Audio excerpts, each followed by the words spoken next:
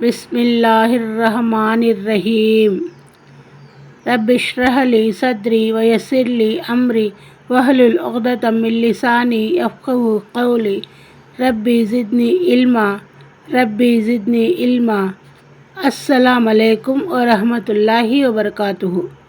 अर्रहीक़ुल Maktoum మహాప్రవక్త సల్లల్లాహు అలైహి వసల్లం గారి జీవిత చరిత్ర. ద్వితీయ బైతే అఖాబా. ఖురైష్పై దాడికి అన్సారుల సంసిద్ధత. ఈ షైతాన్ అరుపుల్ని విన్న హజరత్ అబ్బాస్ రజియల్లా అన్హు బిన్ ఉబాదా బిన్ నజ్లా దైవ ప్రవక్త సల్లల్లాహు అలైహి వసల్లం తమరిని సత్యమిచ్చి ప్రభవింపజేసిన ఆ దైవ సాక్షి తమరు తలిస్తే రేపే మీనావాసులపై మా ఖడ్గాలను ఝుళిపించగలం అని అన్నారు. లేదు, మనకు ఇంకా ఆ ఆదేశం రాలేదు. మీరు మీ గుడారాలకు వెంటనే వెళ్ళిపోండి అని సెలవిచ్చారు. ఆ తరువాత అందరూ ఎవరికీ తెలియకుండా వెళ్ళి గుడారాల్లో నిద్రపోయారు. చివరికి తెల్లవారిపోయింది. యస్రిబ్ స్థితిమంతుల ఎదుట ఖురైష్ నిరసన. ఈ వార్త ఖురైష్ చెవుల్లో పడిపోయింది. వారు మనస్తాపానికి గురి అయి తల్లడిల్లను ఆరంభించారు. ఇలాంటి బైత్ వల్ల బయల్పడే పరిణామాలు వారి ధన ప్రాణాలు సైతం హరించగలవు అని వారికి బాగా తెలియడమే దానికి కారణం.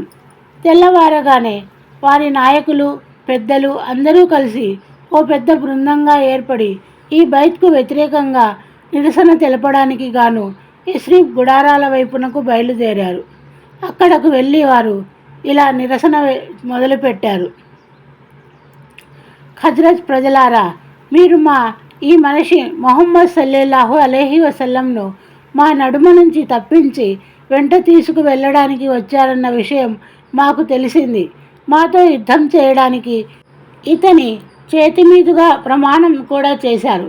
అరబ్బులలోని ఏ తెగతోనైనా మేము యుద్ధం చేయడానికి వెనుకాడం, కానీ మీతో యుద్ధం చేయడం అంటే మాకు అంత ఇష్టంగా లేదు అని అన్నారు. ఖజ్రజ్కు చెందిన బహుదైవారాధకులకు ఈ బైత్ విషయం బొత్తిగా తెలియదు. ఎందుకంటే ఈ బైత్ రహస్యంగా రాత్రికి రాత్రే చీకటిలో జరిగిన బైత్ కాబట్టి ఈ బహుదైవారాధకులు అల్లాహపై ఒట్టు వేసుకుంటూ అలాంటిది ఏమీ జరగలేదని, వారికి ఈ విషయం బొత్తిగా తెలియదని నమ్మబలికారు.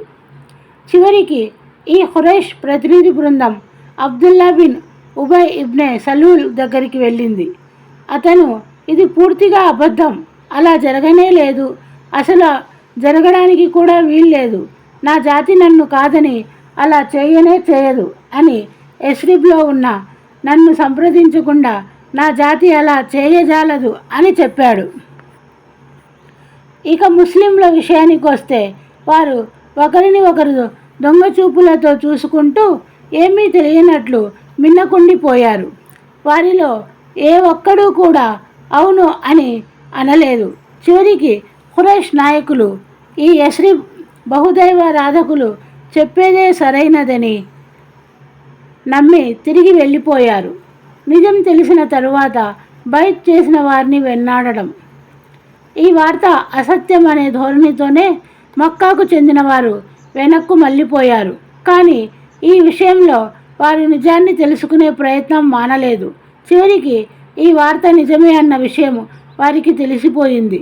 బైత్ జరిగిందని వారికి నమ్మకంగా తెలిసిపోయింది. అయితే ఈ వార్త తెలిసిందెప్పుడు? హజ్ యాత్రికులు తమ స్వస్థలాలకు తిరిగి వెళ్ళిపోయిన తరువాత. అందుకని వారు గుర్రపు రౌతుల్ని వేగంగా యస్రిబ్ వారిని పట్టుకోవడానికి పరిగెత్తించారు.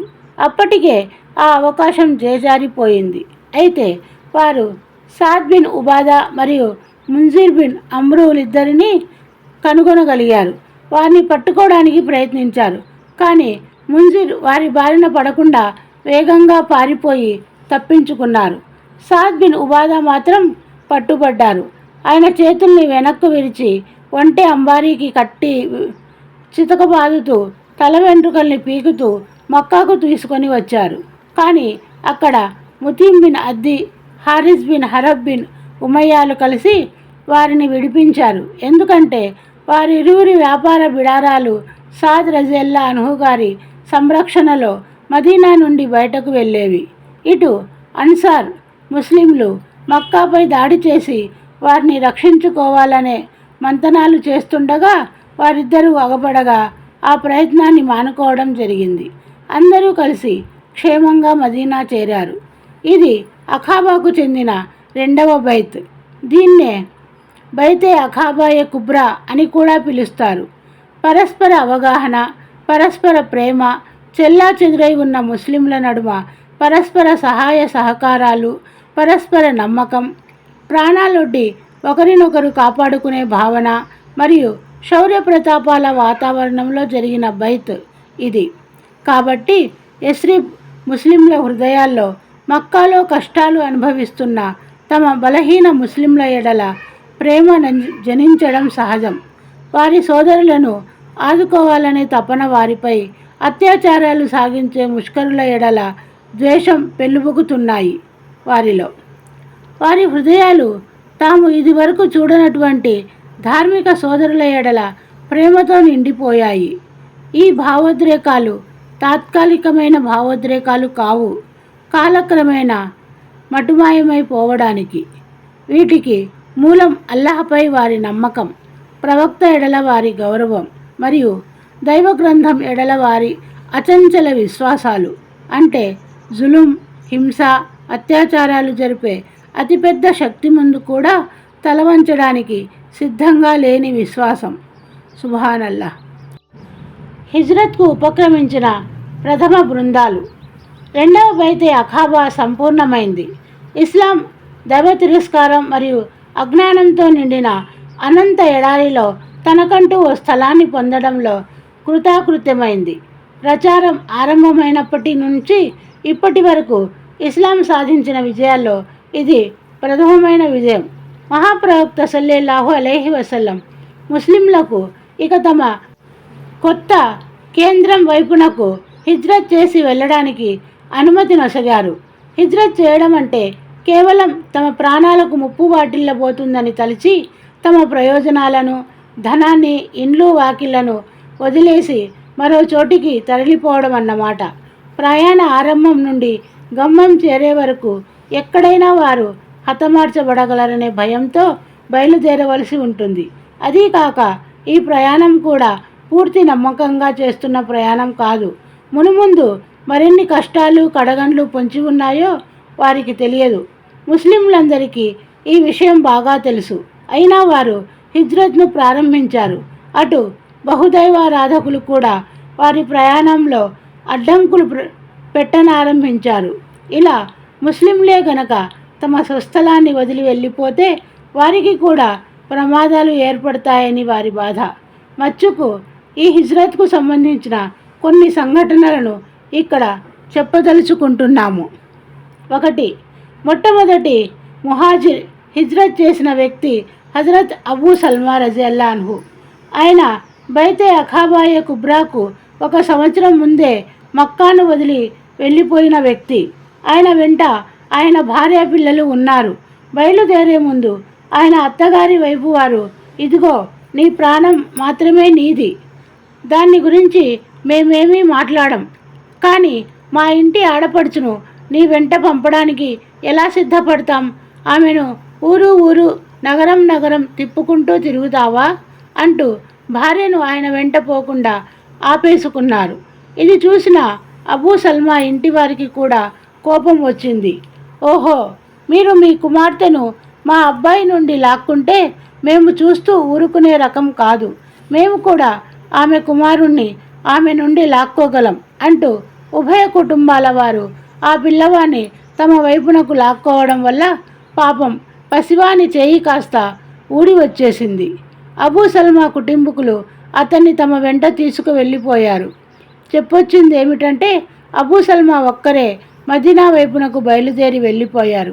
ఆ తరువాత ఉమ్మే సల్మా అంటే అబూ సల్మా భార్య పరిస్థితి వర్ణనాతీతం.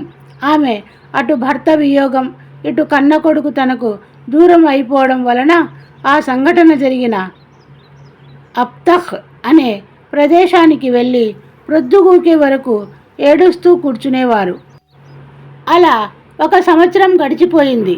చివరికి ఆమె కుటుంబానికే చెందిన వ్యక్తి ఎవరికో జాలి కలిగింది. పాపం ఈ అభాగ్యురాలిని ఎందుకు పోనివ్వరు? అనవసరంగా మీరు ఆమెకు కొడుకుకు దక్కకుండా చేశారు అని చెప్పి ఒప్పించాడు ఆమె తల్లిదండ్రుల్ని. ఆ తర్వాత ఆమెను భర్త వద్దకు మదీనాకు వెళ్ళిపోమ్మని చెప్పారు. ఉమ్మే సల్మా తన కుమారుణ్ణి అత్తగారింటి నుండి తీసుకొని మదీనా దారి పట్టారు. అల్లాహు అక్బర్! దాదాపు 500 కిలోమీటర్ల ప్రయాణం, తోడు ఎవ్వరూ లేరు. తనీం అనే ప్రదేశానికి చేరిన తర్వాత అక్కడ ఆమెకు ఉస్మాన్ బిన్ అబీ తల్హా కనపడ్డారు. వృత్తాంతం విన్న ఉస్మాన్ ఆమెను మదీనాకు చేరుద్దామని వెంటబెట్టుకొని బయలుదేరాడు.